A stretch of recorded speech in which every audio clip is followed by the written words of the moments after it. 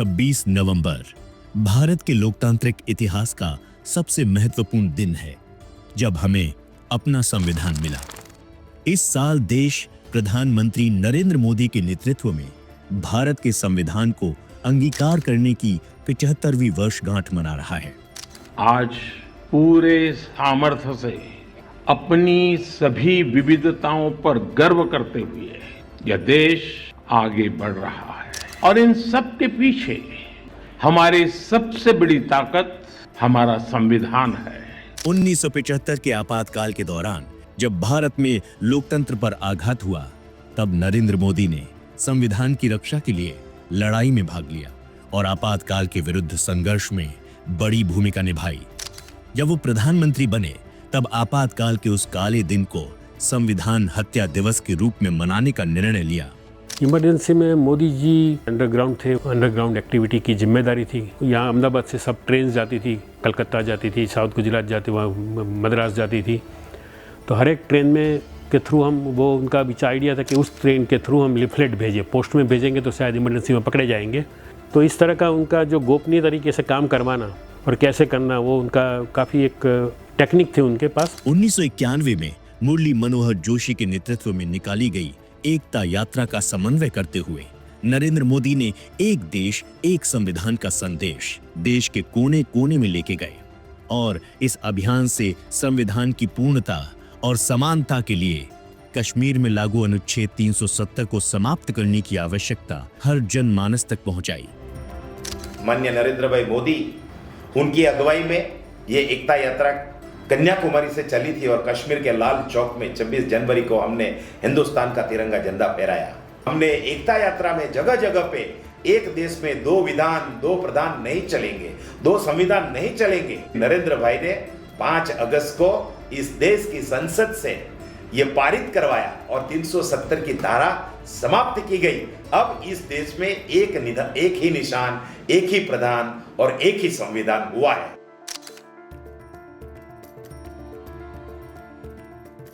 2010 में गुजरात के मुख्यमंत्री रहते हुए भारत के संविधान का गौरव बढ़ाने के लिए उन्होंने निरंतर प्रयास किया। उसमें एक सबसे महत्वपूर्ण कदम था संविधान गौरव यात्रा। संविधान को लोगों के बीच ले जाके उसके प्रति सम्मान बढ़ाने के लिए इस यात्रा से उन्होंने सतत प्रयास किया। संविधान की यात्रा हाथी की अंबाड़ी पर संविधान को रखकर हमारे अंबेडकर चौक है, वहाँ से कलेक्टर कचहरी तक वो यात्रा की थी। इसमें मोदी साहब भी हमारे हाथी के आगे चले। इसके पहले देश के किसी राज्य के मुख्यमंत्री ने डॉक्टर बाबा साहब आम्बेडकर रचित जो भारत का संविधान है, बंधारण को इतना सम्मान नहीं दिया था। संविधान को आम जन के जीवन का हिस्सा बनना चाहिए, ये विचार नरेंद्र मोदी हमेशा से रखते हैं। भारत का संविधान हर घर पर पहुंचे, हर भाषा में उपलब्ध रहे, इस पर नरेंद्र मोदी का प्रयास अहम है। लोग इस संविधान को बारीकाई से समझें, पढ़ें और उसके बारे में उनकी जागरूकता हो। इसीलिए उनके मार्गदर्शन पर हमने गुजराती भाषा में अनुवाद किया था। प्रधानमंत्री बनने के तुरंत बाद ही उन्होंने संविधान का गौरव आगे बढ़ाने के लिए कई कदम उठाए। उसमें से एक उल्लेखनीय कदम था संविधान दिवस की घोषणा।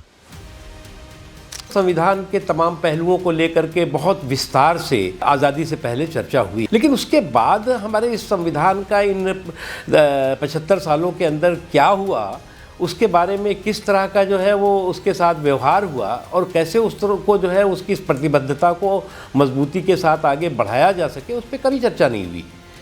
तो मोदी जी ने संविधान दिवस के तौर से उस दिन को जो है वो पूरे देश में मनाने का संकल्प लिया और उसके बाद जो है 26 नवंबर को संविधान दिवस मनाया जाने लगा।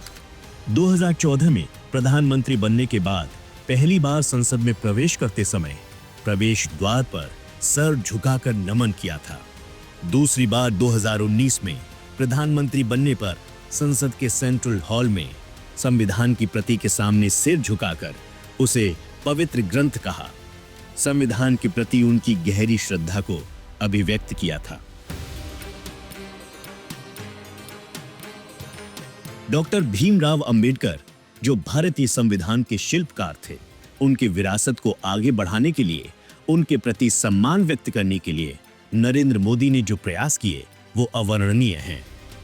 पहले तो डॉक्टर अंबेडकर के जीवन से संबंधित उनके जितने भी स्थल थे जहाँ वो पैदा हुए, जन्मस्थली के रूप में उसको विकसित किया। इंग्लैंड में जाके उन्होंने शिक्षा ली, तो शिक्षा स्थली के रूप में कहा। जहाँ उन्होंने बौद्ध दीक्षा ली, उसको दीक्षा स्थली के रूप में विकसित किया है। ना कि उन्होंने विकसित किया, इसको पंच तीर्थ के रूप में जो विकसित करके लोगों को लोकार्पण किया है। ये बहुत बड़ी बात है, जबकि आज तक कभी किसी और सरकार ने ऐसी चेष्टा नहीं की। पुराने संसद भवन का नाम संविधान भवन रखने का प्रस्ताव भी प्रधानमंत्री नरेंद्र मोदी का ही था और नए संसद भवन में संविधान को उचित तरीके से सम्मान पूर्वक प्रतिष्ठित कराया।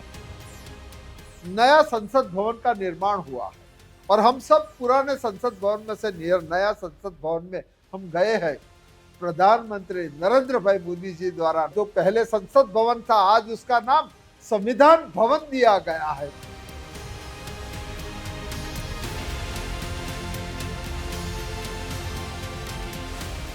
संविधान की 75वीं वर्षगांठ के अवसर पर मोदी सरकार इसको एक जन आंदोलन बना के संविधान के प्रति निष्ठा और सम्मान हर नागरिक के मन में मजबूत करने की कोशिश कर रहे हैं।